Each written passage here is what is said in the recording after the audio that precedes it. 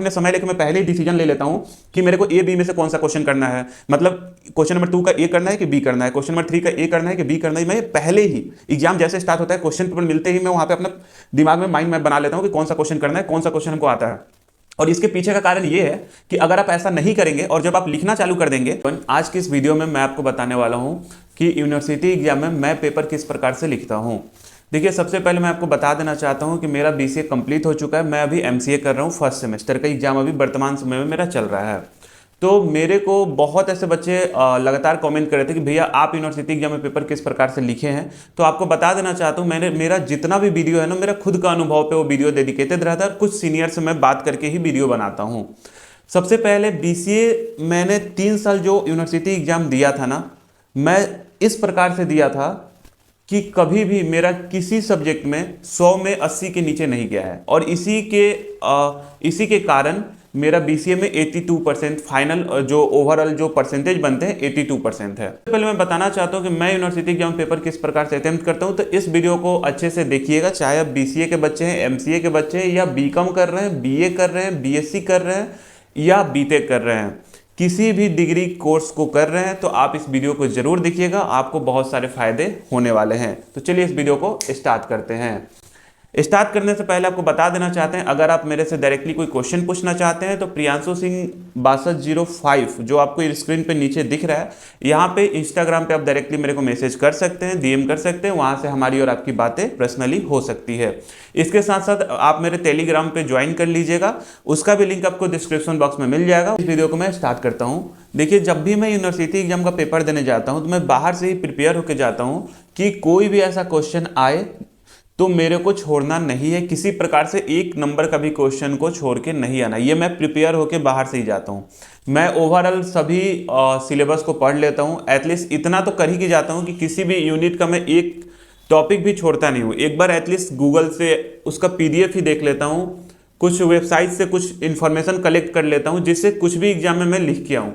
जब मैं एग्जाम देने जाता हूँ तो वहाँ पे जो उसका पहला पेपर होता है, जिसमें हम लोग का डिटेल्स किया जाता है, डिटेल्स फिल किया जाता है, जिसको ओएमआर शीट भी बोलते हैं, उसको मैं पहले अच्छे से 10 मिनट समय लेके फिल करता हूँ। और वो 3 घंटा में इंक्लूडेड होता है। जो 3 घंटा आपको लिखने के लिए समय मिलता है ना, उसमें से आपको 10 मिनट निकाल के उसको भरना पड़ता है। तो उसको अच्छे से करने के बाद मैं जब अटेम्प्ट करने जाता हूँ तो सबसे पहले जब मेरे हाथ में क्वेश्चन पेपर आता है तो एक बार मैं 5 मिनट का समय लेके पूरे क्वेश्चन को देखता हूँ कि कौन सा ऐसा क्वेश्चन है जो मेरे को आता है पूरी तरीके से। और जो मेरे को आता है मैं सिर्फ उसमें डॉट करते चला जाता हूँ। पेन से एक डॉट करते हैं, क्योंकि उसमें टिक भी आप नहीं मार सकते, बहुत ऐसी यूनिवर्सिटी में अलाउ नहीं होता है। तो मैं सिर्फ डॉट करते हुए पूरा क्वेश्चन जो मेरे को आता है मैं एक बार पूरा देख लेता हूँ। और ऑप्शन होते हैं यूनिवर्सिटी एग्जाम में कि क्वेश्चन नंबर 2 का ए करना है कि बी करना है, आप ऑप्शन देख लो। फिर ऐसे क्वेश्चन नंबर 3 का ए बी में से कौन सा करना है। तो मैंने 5 मिनट समय लेकर मैं पहले ही डिसीजन ले लेता हूँ कि मेरे को ए बी में से कौन सा क्वेश्चन करना है, मतलब क्वेश्चन नंबर 2 का ए करना है कि बी करना है, क्वेश्चन नंबर 3 का ए करना है कि बी करना है। मैं पहले ही एग्जाम जैसे स्टार्ट होता है, क्वेश्चन पेपर मिलते ही मैं वहाँ पे अपना दिमाग में माइंड मैप बना लेता हूँ कि कौन सा क्वेश्चन करना है, कौन सा क्वेश्चन हमको आता है। और इसके पीछे का कारण ये है कि अगर आप ऐसा नहीं करेंगे और जब आप लिखना चालू कर देंगे और 1 घंटा बीतने के बाद ना आप समय को देखने लगते हैं और फिर आपको पता ही नहीं चलता है कि कौन सा क्वेश्चन आ रहा है, कौन सा क्वेश्चन नहीं आ रहा है। आपको ऐसा लगता है कि बहुत बार ऐसा होता है कि ए बी 2 क्वेश्चन है, दोनों आपको आ रहा है और आपको माइंड में ये प्लान ही नहीं होता है कि दोनों में से कौन क्वेश्चन करेंगे तो ज़्यादा बेहतर होगा और अच्छा नंबर मिलेगा और टाइम कम बचेगा। ये सब मैनेज करते हुए मैं पहले ही ये देख लेता हूँ कि कौन सा ऐसा क्वेश्चन मैं अच्छे तरीके से कर सकता हूँ, कम समय में कर सकता हूँ, उसको प्रिपेयर कर लेता हूँ। उसके बाद मैं अपना लिखना चालू करता हूं। और लिखते समय इस बात का मैं ध्यान रखते हैं कि कम से कम लॉन्ग क्वेश्चन मेरा 1 घंटा में 3 या 4 कंप्लीट होना चाहिए, पहले 1 घंटे में। और मैं कभी भी शॉर्ट क्वेश्चन से स्टार्ट नहीं करता हूं। बहुत ऐसे यूनिवर्सिटी में 1 नंबर के क्वेश्चन होते हैं, 2 नंबर का क्वेश्चन होते हैं, मैं उन पे ध्यान नहीं देता हूं। मैं डायरेक्टली आपको जो लॉन्ग क्वेश्चन होते हैं, बहुत ऐसे यूनिवर्सिटी में 7 नंबर के क्वेश्चन होते हैं, बहुत यूनिवर्सिटी में 10 नंबर के क्वेश्चन होते हैं। तो मैं यही बताना चाहूँगा कि आप भी लॉन्ग क्वेश्चन से ही अपना अटेम्प्ट करना चालू करें, या तो 10 नंबर वाले क्वेश्चन है या 7 नंबर वाले क्वेश्चन है, उनसे आप चालू करिए। मैं वहाँ से जब चालू करना स्टार्ट करता हूँ तो लगभग मेरे 1 घंटे में 3 क्वेश्चन चले जाते हैं। बहुत ऐसे बार हुए हैं कि मैं 1 घंटे में 2 ही क्वेश्चन अटेम्प्ट किया हूँ। उसके बाद जब मेरे को टाइम पे ध्यान जाता है, या तो आप वॉच लेके जाइए और नहीं तो आप पूछते रहिए, हर कुछ समय के बाद आप पूछ लीजिए, 2 क्वेश्चन कंप्लीट हुआ पूछ लीजिए कितना समय हुआ, टीचर बताते हैं, चाहे कोई बच्चे हैं उनसे आप थोड़ा सा हेल्प ले सकते हैं, अगर पॉसिबल है तो ले लीजिए।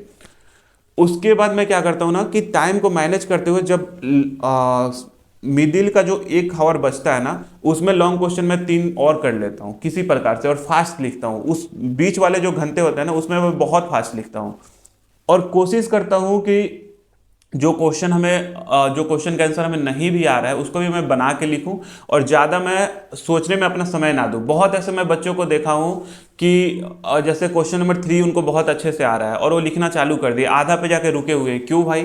तो क्योंकि उसके आगे उन सोच रहे हैं, और सोचने में 10 मिनट सोच के फिर लिखेंगे। कोई जरूरत नहीं है, इतना सोचिएगा यूनिवर्सिटी एग्जाम में तो आपका समय निकल जाएगा और 2-3 क्वेश्चन आप छोड़ के आ जाइएगा। आपको जो आता है, जो उस समय याद आता है, उसको लिख दीजिए। बहुत ऐसे बार मेरे साथ हुआ है कि मैं लिख के आ जाता हूँ, फिर याद आता है कि 1-2 टॉपिक मैंने छोड़ के आ गया। कोई बात नहीं, वहां पे लाइन बाई लाइन आपका पेपर चेक नहीं होता है, तो मैं छोड़ के मैं भी आता हूं। लेकिन क्वेश्चन पूरा अटेम्प्ट करिएगा। जब लास्ट के 1 घंटे बचे हैं, मैं कल का ही बात बता रहा हूं, जब कल मैंने 32 पेज फिल किया था, आपका भाई पता है 32 पेज एकेटीयू का जो होता है ना, मैंने पूरा फिल किया था, वो अनुभव मैंने लिया था। और मैं ना लॉन्ग क्वेश्चन जो होते हैं उसमें से 2 क्वेश्चन ऐसे थे जिनको मैं 2-2 पेज में लिखा था, सिर्फ 2-2 पेज में लॉन्ग क्वेश्चन। बाकी मैं 3 पेज 4 पेज लेके जाता हूं, लेकिन उसको 2-2 पेज में इसलिए लिखा था कि लास्ट के 1 घंटे में मेरे पास बचे हुए थे लॉन्ग क्वेश्चन के 3, और पूरे 7 क्वेश्चन जो होते हैं वो 7 क्वेश्चन बचे हुए थे 2-2 नंबर के। तो मेरे को उस आधे घंटे में, कि 1 घंटा बचा हुआ था, उसमें करना था। ठीक है, और आधे घंटे निकल गए थे सिर्फ एक क्वेश्चन सॉल्व करने के लिए, और लास्ट के आधे घंटे में 2 लॉन्ग क्वेश्चन और एक पूरे 7 क्वेश्चन करने थे। 7 शॉर्ट क्वेश्चन होते हैं। मैंने 15 मिनट में एक क्वेश्चन को 2 पेज में लिखा और एक क्वेश्चन को 1 पेज में लिखा। मैंने वो पूरा क्वेश्चन को अटेम्प्ट किया, और उसके बाद मैंने शॉर्ट क्वेश्चन को 15 मिनट में पूरा लिख लिया। और ये इसलिए आपको करना होता है लास्ट में। अगर मान लो कि अगर मेरे को समय ही नहीं पाता होता तो मैं एक ही क्वेश्चन में पूरा 15 मिनट आधा घंटा लगा देता, फिर लास्ट का मेरा क्वेश्चन बच जाता। मैंने ये नहीं किया ना, मैंने क्या किया, एक क्वेश्चन को 2 पेज में लिख दिया, एक क्वेश्चन को 1 पेज में लिख दिया। अब इससे क्या होगा, टीचर कितना ही नंबर देगा। साथ में मेरे को दो पेज लिखे हैं तो 3 नंबर या 4 नंबर देगा, और जो मैंने 1 पेज लिखा है उसमें 2 नंबर देगा। लेकिन नंबर तो देगा ना, अगर वही मैं छोड़ के आ जाता तो एक भी नंबर नहीं मिलता। तो इस प्रकार से लिखा जाता है, और खास करके यूनिवर्सिटी एग्जाम में जो क्वेश्चन पूछा जाता है एटलीस्ट आप उसी का रिलेटेड आंसर दीजिए। ठीक है, और अगर इतना भी नहीं कर सकते हैं, जैसे आपको पूछा गया है कि आपको डिसएडवांटेज बताना है, एडवांटेज बताना है, तो ऐसा नहीं कि पैराग्राफ में पूरा लिखते चले गए, तो वहाँ पे नंबर कम मिलेंगे, ना के बराबर मिलेंगे। तो आपको ना ऊपर कम से कम हेडिंग लिख देना है कि आप एडवांटेज लिख रहे हो या डिसएडवांटेज लिख रहे हो, और आप पॉइंट में उसको 2-3 पॉइंट में लिख दो। पॉइंट 1-2 गलत भी होते हैं, वो नंबर मिल जाते हैं। लेकिन अगर आप इस प्रकार से नहीं लिखोगे जो यूनिवर्सिटी एग्जाम में क्वेश्चन मिलते हैं, तो आपको दिक्कत हो जाएगा। ठीक है, बहुत बार बेनिफिट पूछ देता है, तो बेनिफिट आपको ऊपर हेडिंग लिखना पड़ता है कि आप बेनिफिट लिख रहे हो उसके टॉपिक के। तो इस प्रकार से आपको अटेंड करना होता है। और खास करके मैं अभी तक ना 4 साल का अनुभव बता रहा हूँ, मैं कभी भी ब्लैक पेन का यूज नहीं किया हूँ। और ब्लैक पेन का यूज ना करने का मतलब ये नहीं होता है कि मेरा राइटिंग खराब है चाहे कुछ भी। आप कभी भी मेरा पेपर देख सकते हो।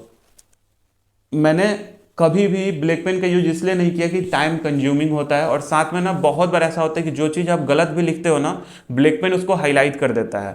तो इन सब कारणों के, इन सब दिक्कत के कारण मैं ब्लैक पेन का यूज नहीं करता हूँ। मैं ब्लू पेन से ही इतने अच्छे तरीके से सजा के लिखता हूँ, जैसे कि मान लो क्वेश्चन नंबर 1 मेरा कंप्लीट होता है ना, तो मैं लगभग 3 या 4 लाइन छोड़ के क्वेश्चन नंबर 2 को चालू करता हूँ। और खास करके जो क्वेश्चन नंबर 1 का आंसर जो लिखते हैं ना, उसको मैं बड़ा सा हाईलाइट करता हूँ कि क्वेश्चन नंबर 1 का ए नंबर का आंसर, और फिर उसको एक बॉक्स में या ऐसे एरो में घेर के, और उसके सामने मैं कुछ नहीं लिखता हूँ, फिर उसके जस्ट नीचे से मैं आंसर लिखना चालू करता हूँ कि टीचर जब भी चेक करे तो उसको क्लियर वहां पे स्पेस में, खाली स्पेस में दिखे कि क्वेश्चन नंबर 1 का 3 का आंसर है। मतलब साइड कॉर्नर में, यानी कि पूरा आपको लिखना है, साइड कॉर्नर में लिख दीजिए, और उसके साइड में आप कुछ मत लिखो, जस्ट उसके नीचे से लिखना चालू करो। ठीक है, बात समझ पा रहे हो आप? तो इस प्रकार से मैं लिखता हूं। और इसके साथ साथ मैं डायग्राम में कभी भी पेंसिल यूज नहीं किया हूं। डायग्राम बनाते वक्त मैं कभी भी पेंसिल यूज नहीं किया हूं। इसका बहुत सारे ऐसे कारण होते हैं। बहुत ऐसी यूनिवर्सिटी में पीडीएफ में पेपर चेक होते हैं, तो इस कारण से भी अभी तो मैं पेंसिल यूज नहीं करता हूँ। और पहले भी मैं पेंसिल यूज नहीं करता था, क्योंकि पेंसिल यूज करते समय भी टाइम मेरा चला जाता है। बार बार क्या होता है ना, बच्चे जो डायग्राम बनाते हैं ना वो गलत होते हैं। एक बार इरेजर से मिटाएंगे, फिर डायग्राम बनाएंगे, फिर मिटाएंगे, तो उसमें टाइम बहुत ज़्यादा चला जाता है। मैं डायरेक्टली पेन से ही पूरा डायग्राम बनाता हूँ, और सिर्फ ब्लू पेन से, ब्लैक पेन यूज भी नहीं करता हूँ। और ये मेरे को आज से नहीं, लगभग 3-4 साल से अनुभव हो चुका है कि पेन से ही मैं डायरेक्टली रफली डायग्राम बनाता हूँ, एकदम दिखते हो उसी के जैसा डायग्राम बनेगा, और उसमें नंबर भी मिलते हैं। अगर नंबर नहीं मिलते तो मेरे को बीसीए में 82% कैसे आते हैं? तो ऐसा कुछ नहीं होता। अगर आपको आ रहा है एग्जाम है ना, तो यहाँ पे यूनिवर्सिटी एग्जाम में ऐसा नहीं होता कि आपको आप अपना नोट्स नहीं बना रहे हो कि आप पूरा सजा के लिखो, ब्लैक पेन का यूज करो, ब्लू पेन का यूज करो, डायग्राम के लिए पेंसिल यूज करो। जो भी लोग बोलते हैं ना, गलत बोलते हैं। आप ब्लू पेन से लिखो, लेकिन साफ साफ राइटिंग में लिखो। टीचर को समझ में आना चाहिए कि आप क्या लिख रहे हो, क्या डायग्राम बना रहे हो, आपको नंबर मिलते हैं। मेरी बात समझ रहे हो?